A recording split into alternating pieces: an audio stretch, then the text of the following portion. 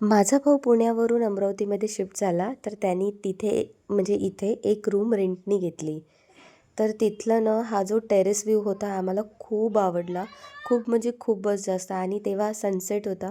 छान मस्त मावळता सूर्य आणि ते वरचं वेदर इतकं छान आणि इतकं प्रसन्न वाटत होतं ना, की आम्ही पुष्कळ वेळ म्हणजे असं समजा तिथे गेल्यापासून आम्ही कंटिन्यू वरच होतो. वरच चहा, पाणी आम्ही सगळं वरच घेतलं आणि खूप छान वाटत होतं. वेदर चांगलं असल्यामुळे आम्ही ते चांगलं एन्जॉय करू शकलो.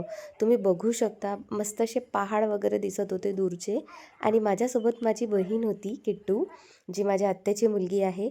आम्ही दोघी सोबत असलो तर आमचे व्हिडिओज आणि फोटो ती माझे काढते, मी तिचे काढते. आमचं हे सुरू राहते. बाकी सगळे गेले इकडे-तिकडे, पण आम्ही दोघी हेच काम करतो.